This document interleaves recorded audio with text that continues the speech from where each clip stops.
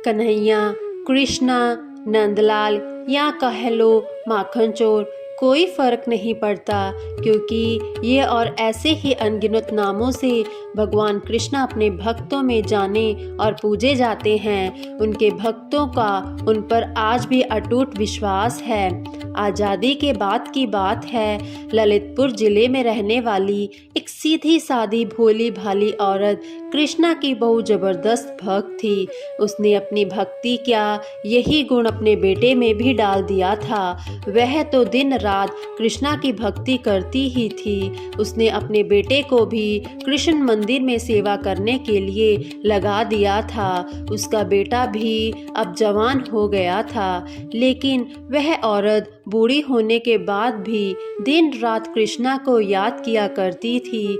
कोई भी काम बिना कृष्णा के नाम लिए नहीं करती, बिना कृष्णा को भोग लगाए खुद कभी नहीं खाती। उसने अपना सारा जीवन कृष्ण भक्ति में अर्पण कर दिया था।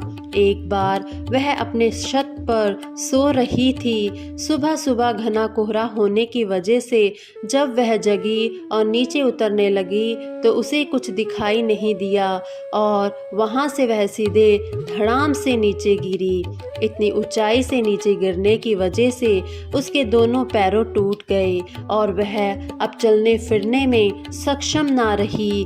काफ़ी दवाइयाँ कराने के बाद भी उसके पैरों की हालत में कोई सुधार नहीं हुआ और बढ़ती उम्र की वजह से उसकी तकलीफ और ज़्यादा बढ़ गई। उसको एक जगह से दूसरी जगह जाने के लिए रेंग कर जाना पड़ता।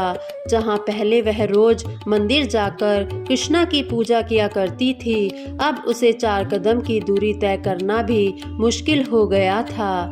कई दिन ऐसे ही बेबसी में बीत गए।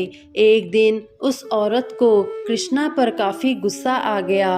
वह सोच रही थी, जिस कृष्णा के लिए मैंने अपनी सारी जिंदगी खपा दी, उसने मुझे चलने लायक भी नहीं छोड़ा। अपने भक्तों के साथ कोई ऐसा करता है क्या भला?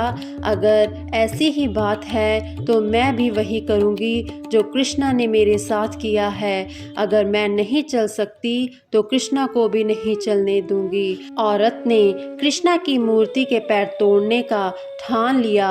उसका बेटा खुद ही मंदिर को देखरेख करता था, इसलिए मंदिर की चाबी भी उसी के पास रहती थी। एक दिन सवेरे सवेरे बेटे के उठने से पहले औरत ने उसके तकिए के नीचे से मंदिर की चाबी निकाली। वो किसी तरह बड़ी मेहनत से रेंगते हुए मंदिर तक पहुंची। मंदिर का दरवाजा खोला और गर्भगृह में घुसकर दरवाजा अंदर से बंद कर लिया। यहाँ घर पर बेटा अपने समय के हिसाब से जगा तो देखा कि उसकी माँ घर पर नहीं है। फिर उसने मंदिर जाने के लिए चाबी ढूंढी, तब चाबी नहीं मिली तो वह दौड़कर मंदिर तक पहुंचा। उसे लगा कि ज़रूर किसी चोर ने उसकी चाबी चुरा ली है और अब वह कृष्णा की मूर्ति पर लगे सोने चांदी के जेवर चुरा रहा होगा, इसलिए गर्भगृह का दरवाज़ा अंदर से बंद है।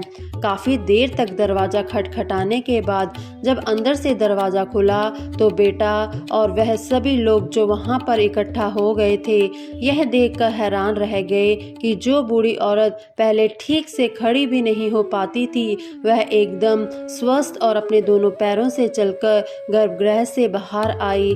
सभी के पूछने पर उस औरत ने अपने साथ घटित हुए इस चमत्कार के बारे में बताया कि कैसे उसने अपने भगवान से गुस्सा होकर सिलबट्टे से उसकी मूर्ति के पैर तोड़ने का प्लान बनाया और उसके लिए उन्हें गर्भगृह में घुसकर दरवाज़ा लगा लिया। तब भगवान खुद उसके सामने प्रकट हुए और उसे रोकते हुए कहा कि आप मेरे पैर मत तोड़िए, इससे अच्छा है कि मैं आपके पैर जोड़ देता हूँ। और जैसे ही कृष्णा ने उसके सिर पर हाथ रखा तो वह बिल्कुल स्वस्थ हो गई।